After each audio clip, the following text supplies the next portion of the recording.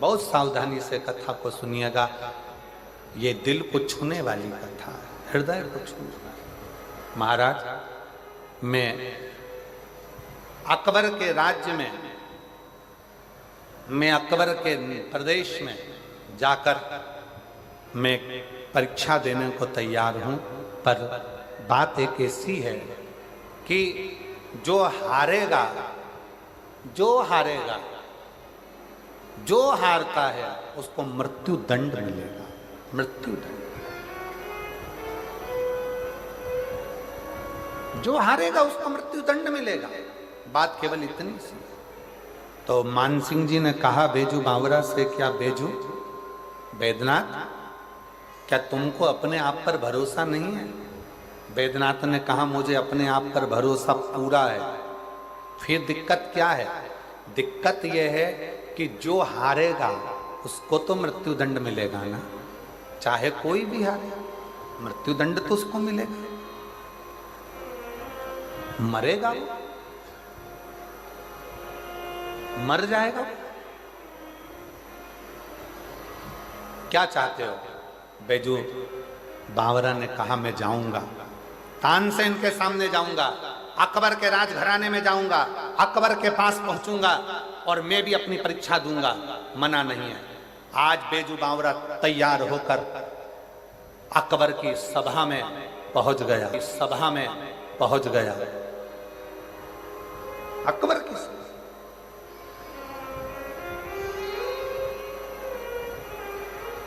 परीक्षा की घड़ी थी। अकबर ने कहा बैजू बावरा से, सुन रहे बैजू बावरा, मैंने सुना है तू मान सिंह जी के यहाँ पर गायन का बहुत बड़ा उस्ताद है, बहुत बड़ा संगीतकार है। तो बैजू बावरा ने हाथ जोड़कर अकबर के सामने कहा कि मैं काय का बहुत बड़ा उस्ताद तो मेरा वहीं रह गया, वो कैलाश अधिपति, वो शंकर, वो शिवालय में रहने वाला मेरा शिव, वो रहा, वो उस्ताद, वो उस्ताद। बस मालूम है ना बैजू बावरा, जो हारेगा उसको मृत्यु दंड मिलेगा। मालूम है ना तेरे? जो हारेगा उसको मृत्यु दंड मिलेगा। मालूम है तुझको? हाँ मुझे मालूम, मुझे ज्ञात। तुझे ज्ञात है? हाँ मुझे ज्ञात। और शंभु शरणे मांगू घड़ी दुख काटो, दया करीन दर्शन ओ शंभु शरणे मांगू घड़ी रे दुख काटो, दया करीन दर्शन ओ दया करीन दर्शन। शंभु शरणे मांगू घड़ी रे दुख काटो, दया करीन दर्शन। तेरे को मालूम है ना? हाँ मुझे मालूम। परीक्षा चालू हुई, एक तरफ तानसेन, दूसरी तरफ बैजू बावरा।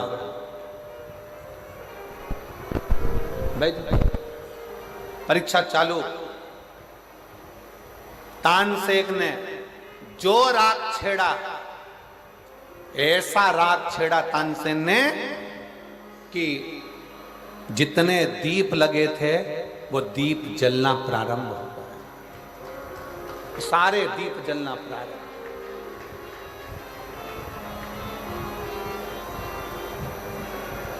सारे अब जो दीप जलना प्रारंभ हुए तो दीप जलते जलते जलते जलते जलते जलते उस दीप को जलते राग में इतना बल था कि जितनी स्त्रियां कपड़े पहने थे, जितने पुरुष कपड़े पहने थे, उनमें भी आग लगना प्रारंभ हो गई। और जैसे ही आग लगना प्रारंभ हुई, तानसेन ने तो लगा दी आग। अब आई बारी बेजू बावरा की।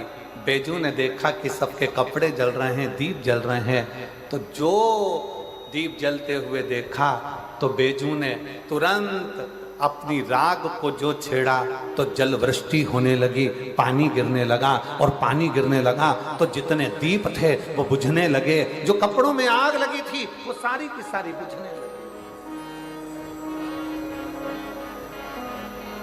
सारी की सारी।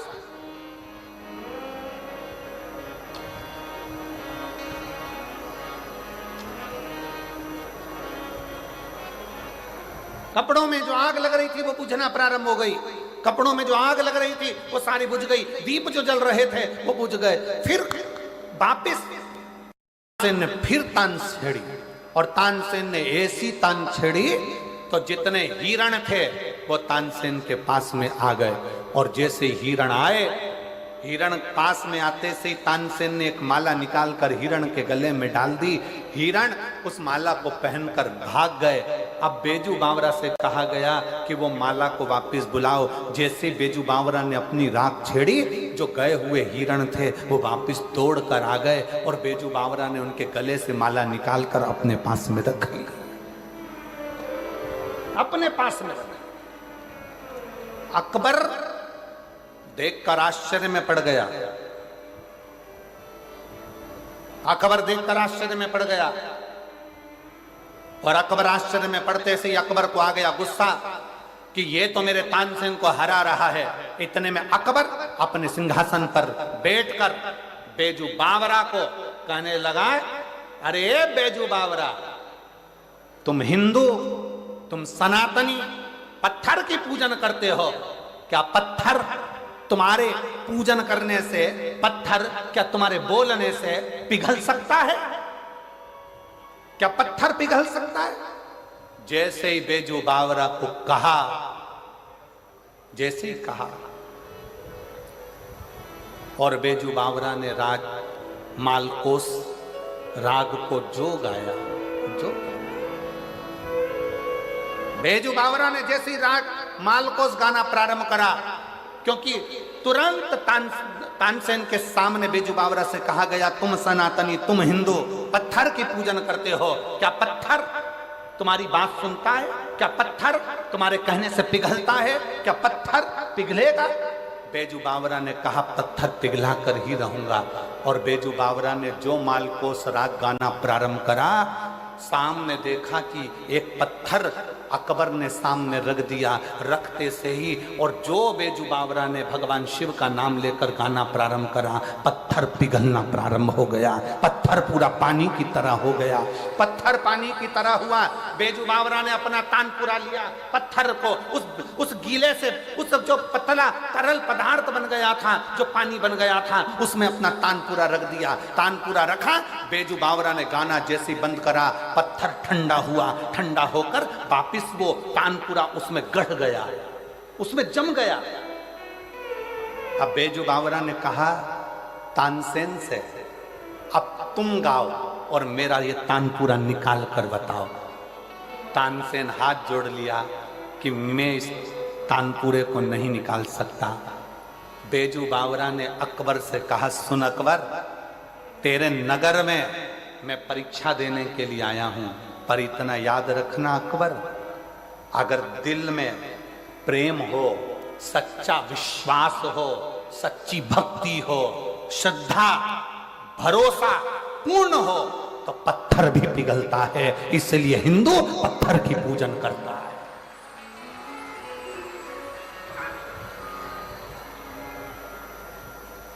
पुकारने वाला अगर हो, दिल से अगर पुकारा जाए, प्रेम से अगर पुकारा जाए, श्रद्धा से अगर पुकारा जाए, तो पत्थर भी पिघलता है। इसलिए हिंदू पत्थर की पूजन करता है। क्यों?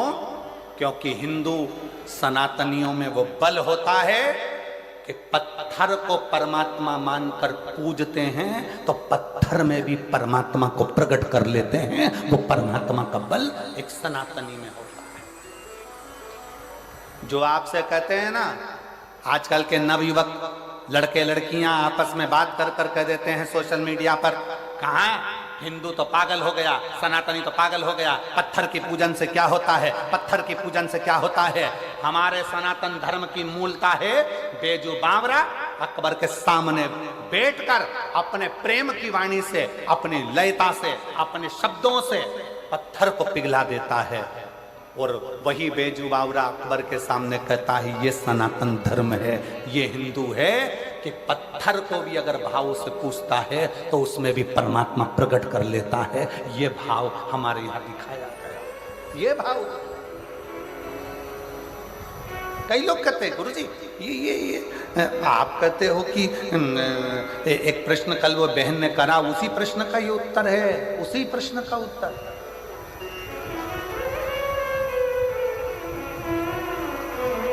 कि सबके हृदय में शिव है, सबके हृदय में भगवान है, तो फिर भगवान दुख क्यों देता है? क्योंकि हमारी भक्ति हम प्रकट नहीं कर पाते, हमारा विश्वास हम प्रकट नहीं कर पाते, हमारी श्रद्धा हम प्रकट नहीं कर पाते।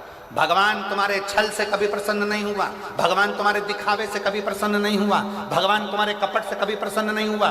तुमने बहुत सारा अपने शरीर को मालूम पड़े चंदन लगा लिया, खूब अपने खूब सारा बाल बढ़ा लिया, खूब सारा वस्त्र भी पहन लिया, खूब आडंबर भी कर लिया, और सोचो कि परमात्मा तुम्हारे सामने प्रकट हो जाए। परमात्मा प्रकट नहीं होता। परमात्मा को प्रकट करने के लिए निर्मल मन सो मोहि पावा, मोहि छल छिद्र कपट ना भावा। तुम्हारा नूतन मन होगा, हृदय होगा, तो परमात्मा प्रकट हो सकता है, प्रकट हो सकता।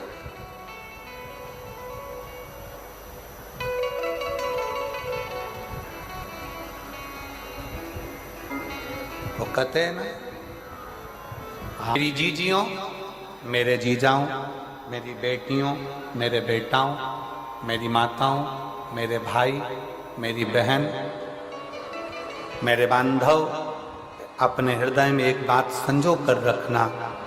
तुमसे लोग कहें कि एक लोटा जल चढ़ाने से होगा क्या, एक लोटा जल शंकर के मंदिर में चढ़ाने से होगा क्या, क्या होगा? आप एक बार एक लोटा जल लेकर शंकर के मंदिर में विश्वास लेकर जाओ। वो लोटा का जल नहीं है, वो हमारा विश्वास है कि मेरा दुख मेरा महादेव काटेगा। वो एक लोटा जल नहीं है, वो हमारी सच्ची श्रद्धा है कि मेरा भोलेनाथ मेरे दुख को काटेगा। वो एक लोटा जल नहीं है, वो आपका शुद्ध भाव है। क्यों? क्योंकि हमारे पास देने के लिए, भगवान को देने के लिए कुछ भी नहीं है, कुछ भी नहीं। हम क्या दे सकते हैं महादेव को?